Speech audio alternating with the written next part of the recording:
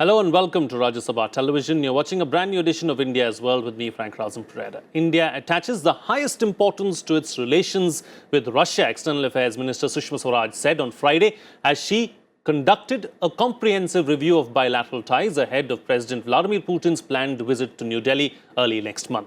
Swaraj, who visited Russia for the third time in 11 months, called on Russia's Deputy Prime Minister Yuri Borisov, and the two leaders co-chaired the 23rd India-Russia Inter-Governmental Commission on Trade, Economic, Scientific, Technical and Cultural Cooperation meeting.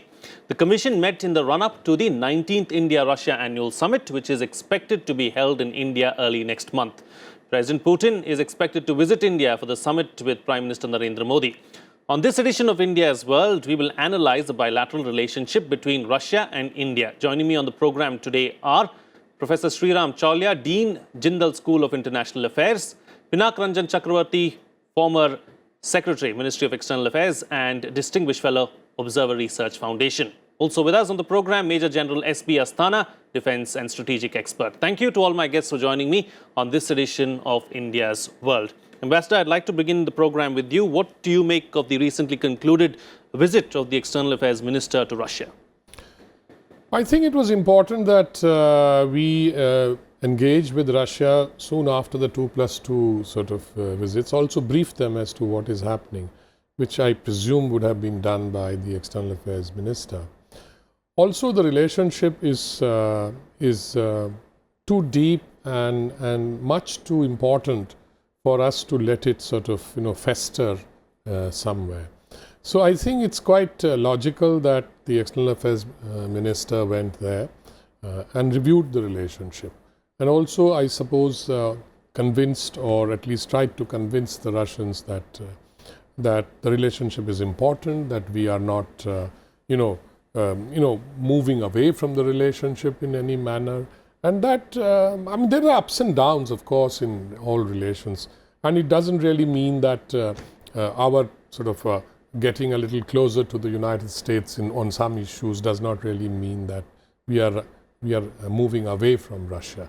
We can't actually. I think it's much too important, and I think India has this as a growing power which wants to exercise strategic autonomy, has to maintain relationship with all countries, including Russia. Right. Professor, taking a cue from what the ambassador has just said about, the 2+2 dialogue, the timing, of course, is right, isn't it? Because we also probably had to reassure Russia that it is still an integral part of our future. Frank, we call it a special and privileged strategic relationship. This is the kind of phrase we use mainly for Japan and for Russia. For Japan, we call it global strategic partnership. This is special and privileged. So clearly, the adjectives are supposed to mean something. And I think first of all, and the most important, is there is no big conflict of interest between our two countries. If you look at the Russian strategic focus, it's more on containing NATO and checking NATO expansion in Eastern Europe, which they feel is their near abroad, and to some extent Central Asia. On the other hand, in the Indo-Pacific or the Asia-Pacific, Russia is no longer a big player in terms of its navy, or they've mostly conceded to the Chinese this space. So therefore, there is in fact, and China becomes very central here. Russia is permanently valuable to us, irrespective of the ups and downs in terms of the trade and the commerce and the defense. We will come to that. It's permanently important because although Russia and China have been getting strategically closer with a view to challenge Western institutions and the role in the world, they also have mutual animosity and suspicions because they share a geography. And the Russians are especially apprehensive of the Chinese encroachment into their sphere of influence, which we are not encroaching at all. So therefore, India becomes central. If you look at the Shanghai Cooperation Organization, you look at BRICS, you look at all the multilateral forums where Russia and India are together, the Russians want more of us. The Russians want us to be there in a big way because that's how they feel they can balance out the Chinese hegemony that's emerging. So I think that way it's important, and I think this visit was crucial because, as you said, for the summit that's coming up, and they had outlined new targets for trade and investment to increase. Volumes are not so great right now, just 10 billion, and it's been that way for a long time. But there is a lot of interest on both sides because of this larger strategic importance to not let this drift, as Ambassador Pinak was saying, and to do something. For example, we have outlined diamonds, we've spoken about pharmaceuticals. There are ways by which we should be able to export more to Russia and increase it beyond 10 billion. And the mutual investment is growing, but mainly in oil and gas. But there is a shift. We are moving towards a gas-based economy away from coal and oil, and there Russia becomes central. So energy, defense, plus we need something else, which is got to be other sectors which will drive this relationship forward. Right. General, as far as Russia is concerned, of what strategic importance is Russia to India? Russian strategic importance is so grave for India that firstly, it has stood the test of time. When we were in the most trying circumstances, at that point of time, Russia has helped us, whether it is giving MiGs during 62 war or being neutral at certain places, in 71 war using veto power to help us out. So it's a very important and proven relationship. Let me also bring out the other factors, because strategic factors have been brought out. Militarily, we cannot do without Russia at this stage. 67% of military hardware is of Russian origin. Repairs and maintenance of that will require intervention of Russia.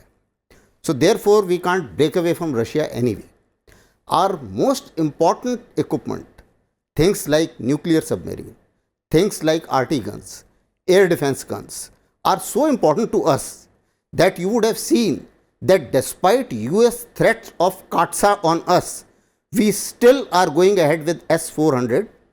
We have signed a 2.2 billion deal for a frigate during this visit very recently. So India is following a independent foreign policy. We have been able to prove that. We have also been able to prove that the Russian military interest and our military hardware interest in Russia, we are not going to compromise on that. At the same time, we have also proved to Russia that we have got other clients also lined up for us, we being the biggest defense buyers. So therefore, we do have a choice. We are taking equipment from Israel, we are taking equipment from France and US and others. So there is a competition as well. And that is one of the reasons why Russians have also agreed to the transfer of technology and our Make in India programs. You see our T-72s rolling out now completely indigenous.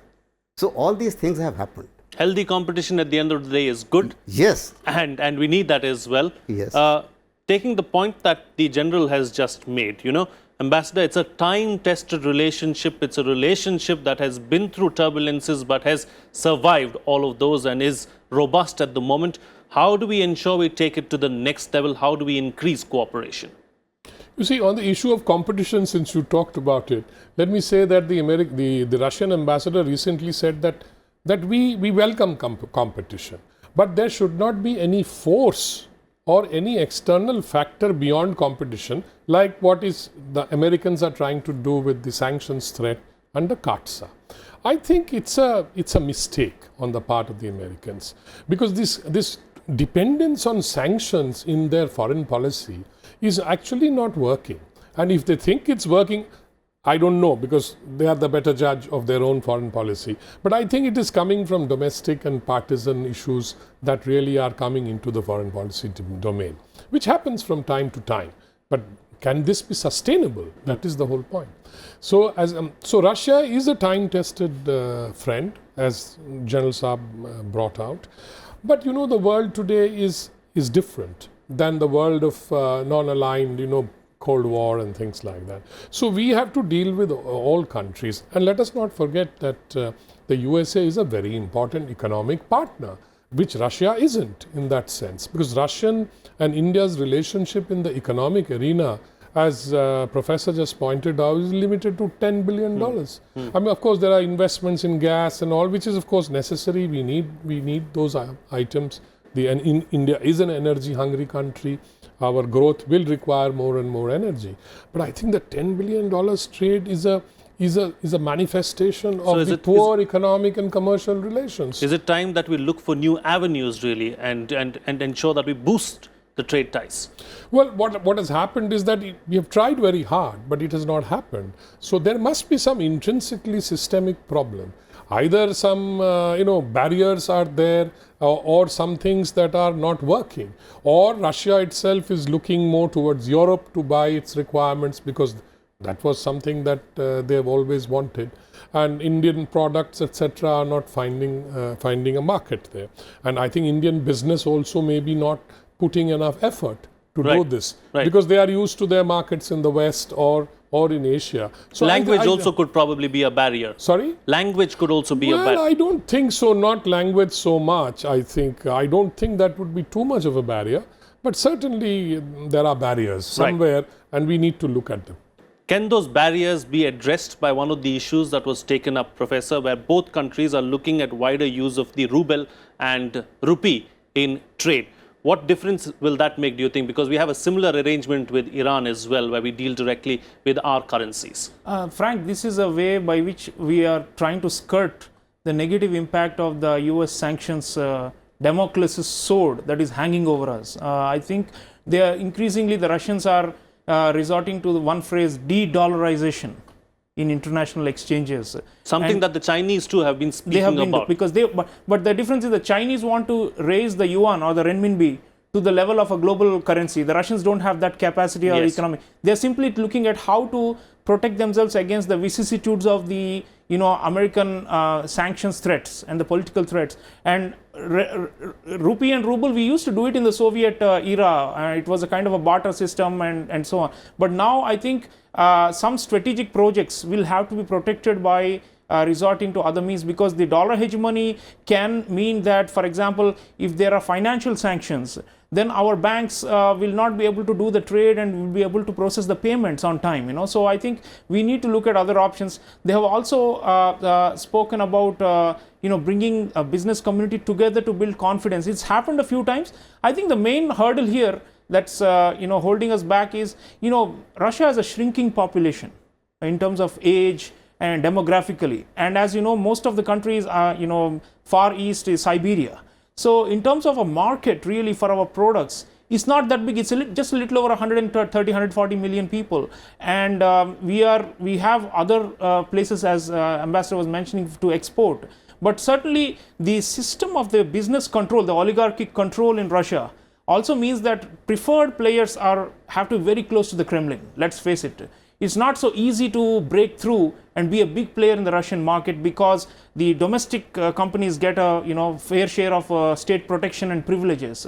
It's not as impermeable as the Chinese market, but is somewhere there. So I think we have to look at realistically at some specific sectors and target expansion. What could some of these specific sectors be? Well, I mentioned diamonds and pharma, where we feel we have a leeway. There's also some IT products that we can export, but also visa-free travel and electronic visa. These are some of the things that we need to ease, and they have been discussing these, because we have a legacy of strong cultural and people-to-people ties, but not much these days. If you look at students, just a few thousand Indians studying in Russia these days. It was far larger, sponsored by the Soviet Union. It was a big bilateral exercise, but no longer. So these are some of the things that we need to patch up, not because we don't have other alternatives. We do. But because in order to maintain the larger strategic balance, we need different components and legs for it to stand. It can't just be energy and defense. Right. It can't just be energy and defense, it just has to go beyond that as well. But talking about defense, General, India is one of the largest buyers of Russian arms. Is that going to be the case, continuing, looking at the continuing geopolitical scenario at this point in time? And what about the S-400? Do you think that we are going to get some kind of a waiver, some kind of a carve-out as far as the S-400 is concerned? Firstly, answering your question directly, S-400 definitely we will get some waiver, as that is what I expect from US.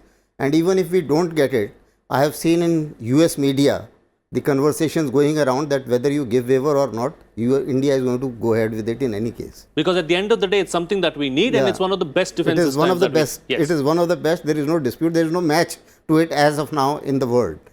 It's anti-jamming and a whole lot of other characteristics which I need not spell out. Right. The second issue is looking the other side. how Russians feel about India and how Russians see the whole game. Now, Russians' view of India is that post NSS, that is National Security Strategy, release by the United States. What has happened is they have called Russia and China competitors together. Now, Russia sees China as a partner in blocking the US move. Russia and China, although it's a marriage of convenience and it's a compulsion to be together for various reasons, whether it is energy or whether it is money or whatever you can say, and the strategic dimensions which have been beyond the scope of the discussion. But the fact is that they see that they need China as of today a little more than India. That is their perception. Second, but out of compulsion, not compulsion. Yes. The second issue is they are promising to give aircrafts to China with the next generation aircraft. Now, that is also not being liked by India, although they have not said no to India to give us the next one, but then they will have to come for competitive bidding. Third is they have close relationship with Pakistan. They have signed a treaty of naval cooperation with Pakistan. Now, that is something which can disturb us in some manner. So, therefore, the Russians, it's not that there is no divergence of opinion between us and Russia, but the convergences which are there between us and Russia are far more than the divergences. And therefore, when President Putin comes here, I am sure these small suspicions would get eased out, and both the countries mature enough to understand, will be able to carry it forward, the relationship. Right. Talking about carrying forward the relationship, Ambassador, geopolitical equations are changing and changing very rapidly after, the US has taken an aggressive stand really over the recent past. That having been said, how important is it for India to strike a balance?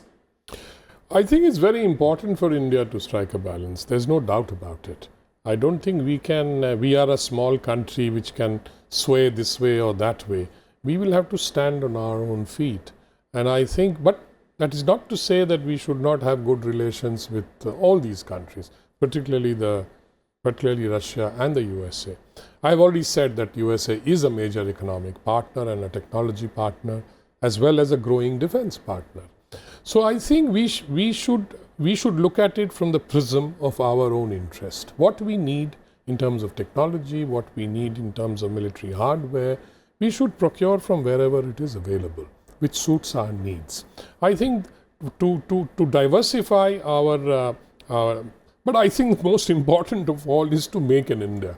I think self-reliance in the defense sector is an important, but it's a long road that one has to traverse.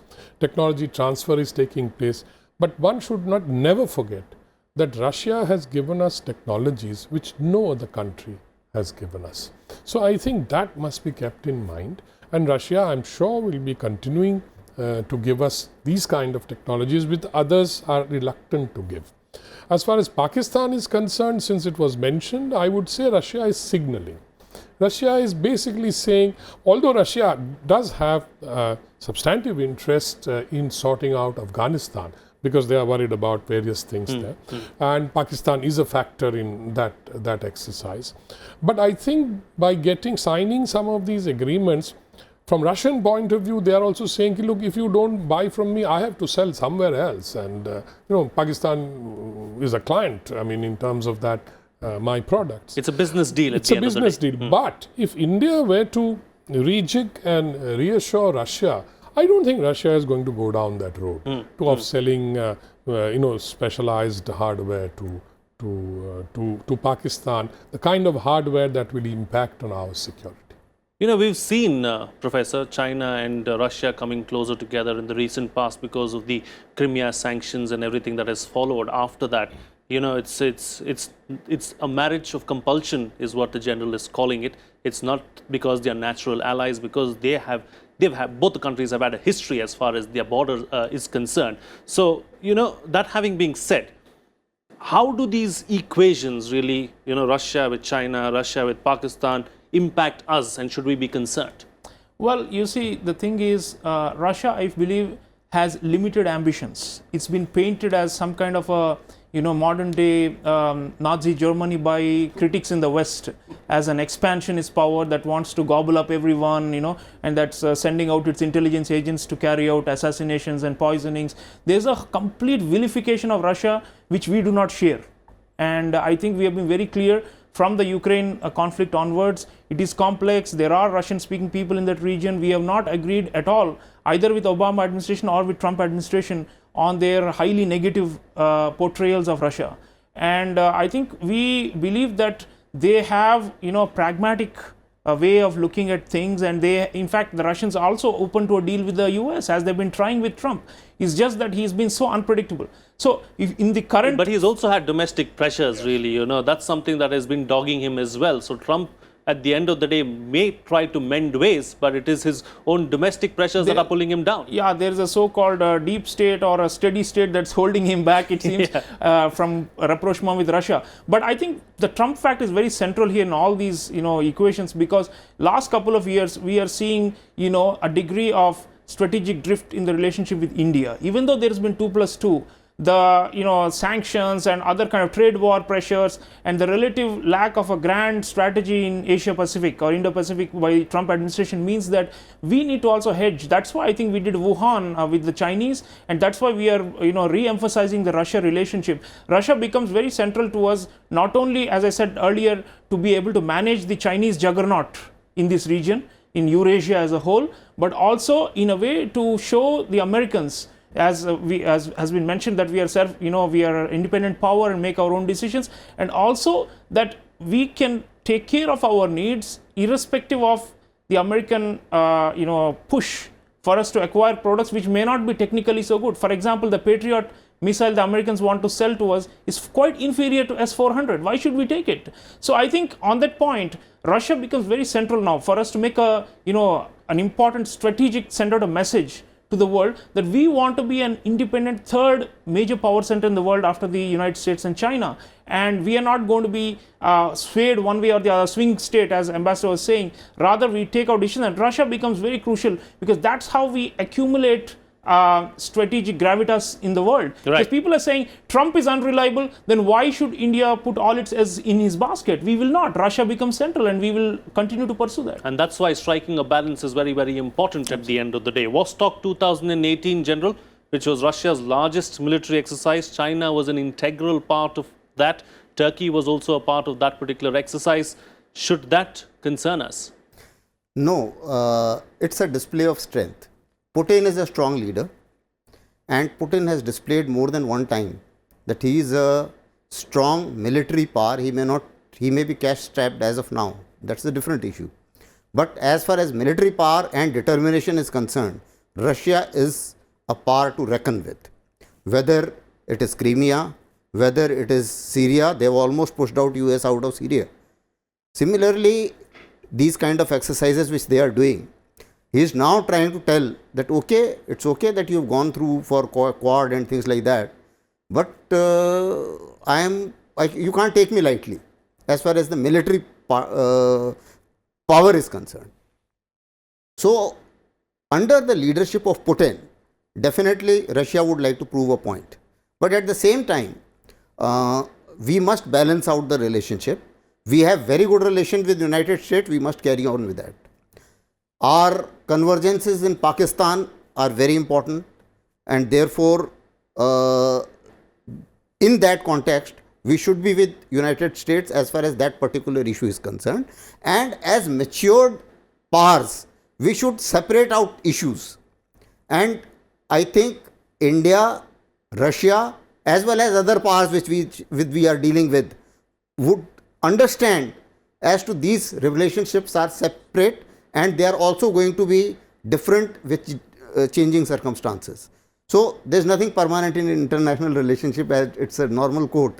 So, therefore, I think it should continue like that. Okay. And our foreign policy should be issue-based is what you're suggesting, and Yes. that's how we should go forward. Yeah. Closing comments from all my guests now. Yes, Professor, you had something to say. Frank, Sushma Swaraj's last visit, most recent one, they mentioned that Russia and India will cooperate strategically in third countries.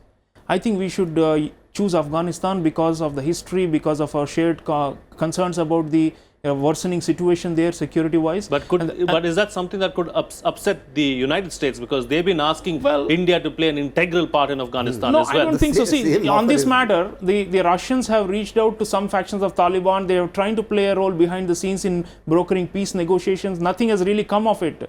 But the point is, the Russians are increasingly worried about the spillover effect from Afghanistan into former Soviet space, including Central Asia. There's now an ISIS branch in Tajikistan, for example. So I think, so we will need to partner with them to stabilize some key countries in the region, especially this most central act. And I think with the US, the problem is they have a South Asia or Afghanistan strategy that accords us more place. But on the ground, they are still talking to the Pakistanis and still trying to do a direct deal with Taliban. It doesn't affect them directly at the end of the day, because proximity is, I mean, they're far away. That's right. So, but Russia and India, we have a direct stake in it because our national security is at stake. So we must work in a third country and put up some joint project. That's what I'm looking forward to. Right, General. as far as Afghanistan is concerned, the US also wants us to do the same thing. But at the same time, we would also be looking at that it's not the case of good terrorism and bad terrorism. Because talking to Taliban, which is in our opinion is still a militant organization, because we don't distinguish between Taliban and TTP and things like that. They all militant organizations are same. So therefore, I would put it this way, that we should be a little cautious in getting into Afghanistan on the piggyback of either US or Russia. Our dealing should be direct and our dealing should be open, and it should interest India and not anybody else. Right. Ambassador, close the show for us with your concluding remark. President Putin is to be in India next month. What can we expect? What's likely to be on the table? I think we will probably certainly see some major big ticket defense agreement. Plus also the fact that Afghanistan has been mentioned in our discourse. And I think that the Americans have wavered on Afghanistan. In the beginning, they said, oh, India should not be seen in Afghanistan because the Pakistani factor weighed so heavily with them. And even today, it weighs pretty heavily with them. So I don't think the Americans have been swaying on Afghanistan. And I am not very confident that India should actually go with them. And I am quite sure that we should explore independently with Russia and other powers, let's say in the SCO or the BRICS, etc., whether we can reach out to Afghanistan. But we have our direct interests in Afghanistan. We have direct connections with Afghanistan. But the ultimate settlement in Afghanistan has to come through some political dialogue, because the military solution is not a solution. Yeah, it's not worked anymore. It's not worked thus far. So I don't know why we should continue with the military solution. Okay, all right. On that note, then it's a wrap on this edition of India's World. Thank you to all my guests for joining me on the program and putting things into perspective for us. We'd like to hear from you as well. You can share your feedback and your suggestions with us. Our email ID is indiasworld.feedback@gmail.com. You can also tweet to us using our Twitter handles at FRP09 and at Rajya Sabha TV. That's it from me. See you again next time.